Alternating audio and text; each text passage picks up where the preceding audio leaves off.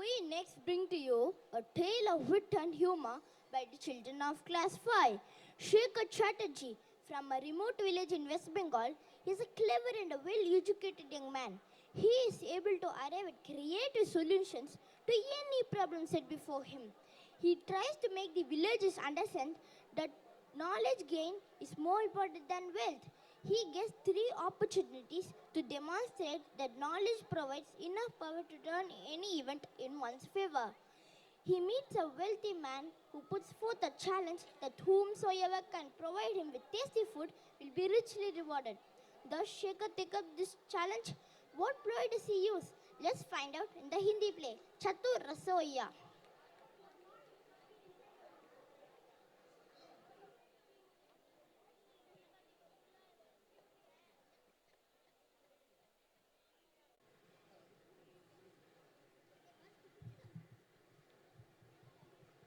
कई साल पुरानी बात है।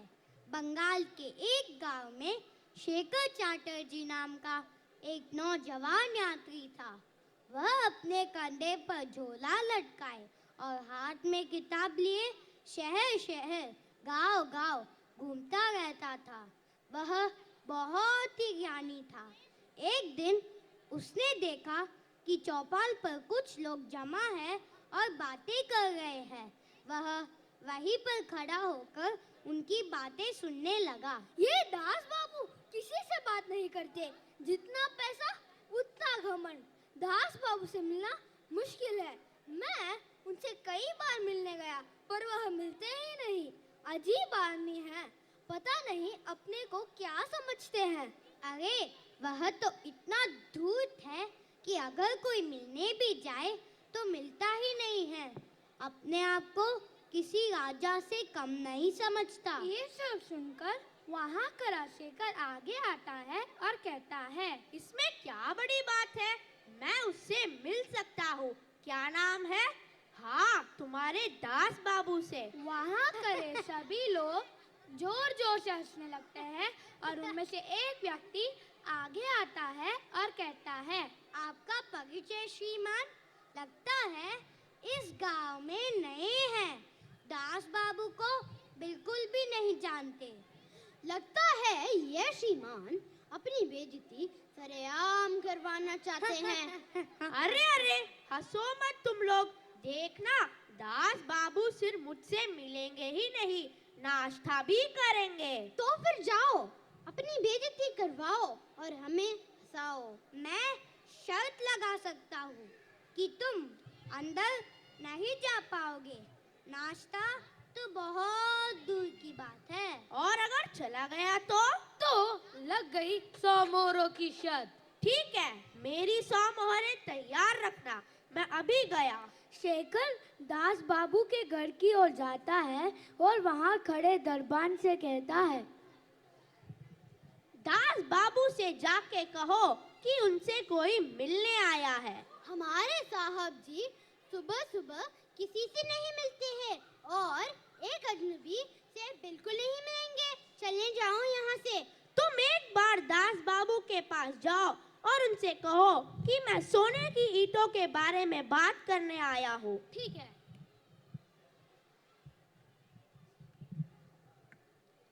चलिए, साहब जी ने आपको अंदर बुलाया है। आओ नौजवान, क्या बात है? जी, मैं सोने की ईंटों के बारे में बात करने आया हूँ। भीषण भालो, एशो एशो बसो, नाश्ता करते हुए बात करते हैं। शेखर दास बाबू के साथ नाश्ता करता है और सभी गांव वाले ये देखते हैं और चकित रह जाते हैं। अच्छा, ये तो बताओ, सोने की ईंटों की कीमत कितनी है? ये तो इस बात पर निर्भर करता है कि उनका वजन कितना है। अच्छा, कितनी सोने की ईंटें ला सकते हो तुम? जितनी भी आप चाहे। अच्छा, कितनी सोने की ईंटें हैं तुम्हारे पास? देखिए, मेरे पास तो एक भी नहीं है। फिर तुमने क्यों कहा कि तुम सोने की ईंटों के बारे में बात करना चाहते हो? मैंने सोने की ईंटों के बारे में ही तो बात की। मैंने कभी ये नहीं कहा कि मेरे पास सोने की ईंटें हैं। कहा क्या? रूप सिंह, बाहर निकालो इस धोखेबाज को। जी मालिक। बाबू मोशाय, तुम चिंता ना करो, मैं जैसे आया था वैसे ही चला जाऊंगा। नाश्ते के लिए धन्यवाद। जाते जाते शेखर दास बाबू से कहता है, दौलत मिट सकती है पर यश, नाम और किया गया काम हमेशा जिंदा रहता है। वाह, मान गए। आपने तो कमाल ही कर लिया। धन्यवाद बंधु।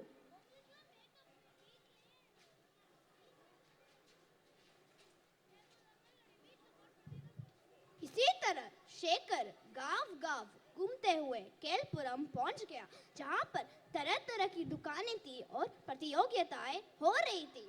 चूड़ियाँ ले लो, चूड़ियाँ ले लो, रंग बिरंगे चूड़ियाँ ले लो, कपड़े ले लो, कपड़े ले लो, गुब्बारे ले लो, गुब्बारे, रंग बिरंगे गुब्बारे ले लो। और सभी लोग खुशी से नाच रहे थे और उत्सव का आनंद ले रहे थे। शेखर भी रुककर उत्सव का आनंद लेने लगा।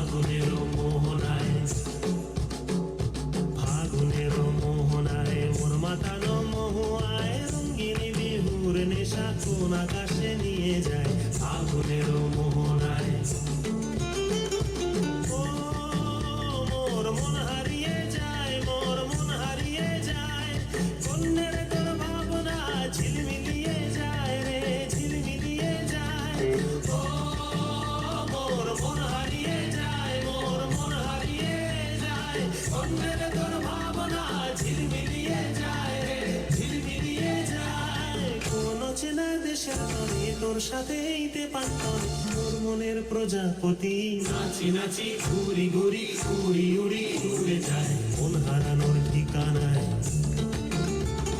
ফাগুনের মোহনায় মন মাতানো মহুয়ায় রঙ্গিনী বিহুর নেশা কোন আকাশে নিয়ে যায় ফাগুনের মোহনায়।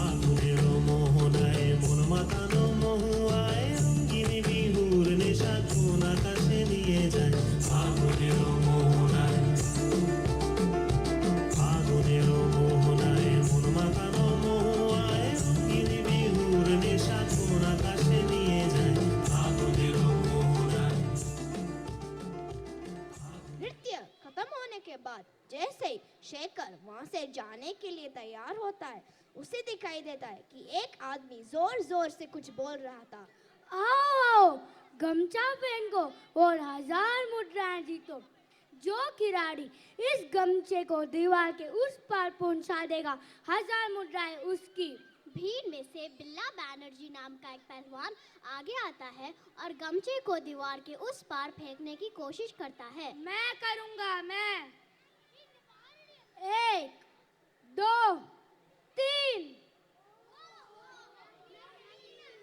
बिल्ला पहलवान भी गमछे को दीवार के उस पार नहीं पहुंचा सके। क्या आप में से कोई और है जो यह काम कर सके? मैं करूंगा। जब बिल्ला पहलवान नहीं कर पाया, तो ये दुबला पतला सा दिखने वाला व्यक्ति कैसे कर पाएगा? ये तो खुद ही गमछे की तरह हल्का फुल्का है। बाबू मोशाई, तुम्हारा नाम की?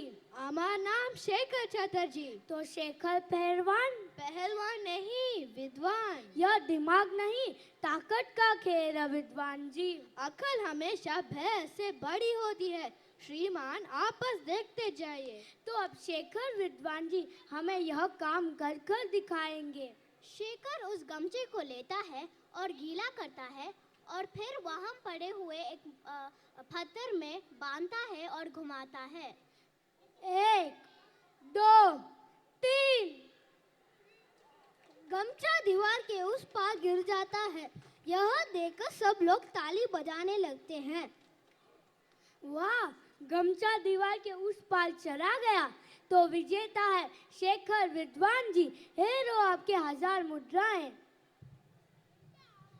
तो बताइए, अकल बड़ी है या भैंस? अकल ही बड़ी है विद्वान जी। अपनी अकल का इस्तेमाल करके शेखर फिर बाजी जीत गया।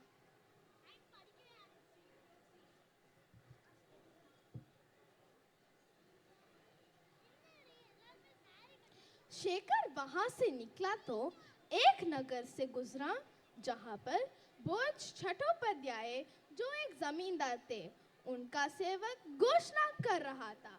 सुनो सुनो, हमारे प्रिय मालिक जो भोजन के शौकीन है, वह सबसे स्वादिष्ट पकवान ढूंढ रहे हैं। जो कोई भी उन्हें सबसे स्वादिष्ट भोजन खिलाएगा, मालिक उन्हें इनाम देंगे। सेवक का ये ऐलान सुनकर वहां पर बड़े बड़े रसोई अपना अपना स्वादिष्ट भोजन लेकर पहुंच गए। शेखर भी भोज चट्टोपाध्याय के घर पहुंच गया। सभी एक एक कर जमींदार भोज को अपना अपना पकवान खिलाने लगे, लेकिन उन्हें कोई भी पकवान पसंद नहीं आया। हाय, किसी का भी भोजन स्वादिष्ट नहीं था। लगता है मेरी सर्वोत्तम भोजन की खोज अधूरी रह जाएगी। सेवक, क्या हमारे पूरे नगर में ऐसा कोई भी नहीं है जो हमें सबसे स्वादिष्ट भोजन खिला सके? हाँ मालिक, आप सही कह रहे हैं। मैं खिला सकता हूँ भोज साहब, मैं आपको दुनिया का सर्वोत्तम भोजन खिला सकता हूँ, पर मेरी एक शर्त है। तुम कौन हो? आमी शेखर चटर्जी।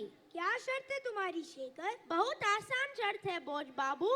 कल मैं आपको अपना स्वादिष्ट पकवान परोसूंगा, पर मेरा पकवान खाने से पहले आप किसी भी प्रकार का भोजन नहीं खाएंगे। हमें तुम्हारी शर्त स्वीकार है। आज्ञा दीजिए। अगले दिन भोज बाबू शर्त के मुताबिक कुछ भी नहीं खाता है। दोपहर का भोजन भी नहीं किया, क्योंकि वह दुनिया का सबसे सर्वोत्तम और स्वादिष्ट भोजन करना चाहता था। लेकिन शाम होते होते भोज चट्टोपाध्याय का पेट गुड़गुड़ करने लगा। आज मुझे मालूम हुआ कि खाने के बिना रहना कितना मुश्किल होता है। शाम हो गई, शेखर अपना स्वादिष्ट भोजन लेकर अभी तक नहीं आया। जैसे ही बोझ ये बात बताता है, वैसे ही शेखर हाथ में दुनिया का सबसे स्वादिष्ट भोजन लेकर अंदर प्रवेश करता है। मैं अब और इंतजार नहीं कर सकता, दो मुझे थाली। बोझ शेखर के हाथ से थाली छीन लेता है और पूरा स्वाद लेते हुए बड़े मजे से उस सादे से दाल चावल को खाता है। मालिक के लिए सिर्फ सादा दाल और चावल आए हो, यही है तुम्हारा स्वादिष्ट भोजन? देखो, तुम्हारे साहब जी सादे से दाल चावल को भी मजे से खा रहे हैं। कैसा लगा भोजन भोज बाबू? आहा, मैंने आज तक इतना स्वादिष्ट भोजन नहीं खाया है। शेखर, तुमने क्या किया? क्या मिलाया है दाल चावल में? मैंने कुछ भी नहीं किया, बस आपको लगी भूख ने इस सादे से दाल चावल को स्वादिष्ट बना दिया। लगातार पकवान खाने से स्वाद नहीं आता, भूख हो तभी खाया जाता है और सेहत भी अच्छी रहती है। अच्छा, तो इसीलिए तुमने ना खाने वाली शर्त लगाई थी। तुम बहुत चतुर हो शेखर। तो मेरा पुरस्कार भोज बाबू? आज से हम तुम्हें अपना सलाहकार बनाते हैं। अंत में भोज बाबू ने शेखर को अपने सलाहकार के रूप में नियुक्त किया।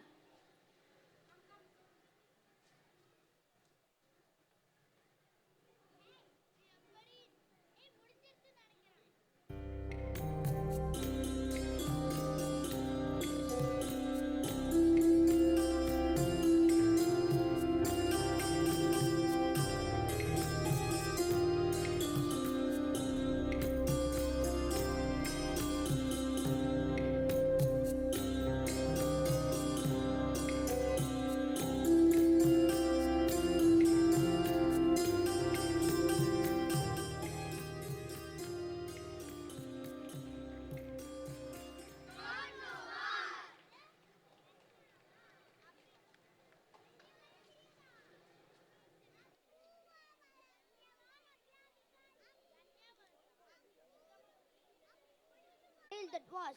Shekhar used this wit and knowledge not only for his own benefit, but to help the entire village. This play has also made us realize that to know how to use knowledge is wisdom. Thank you, friends.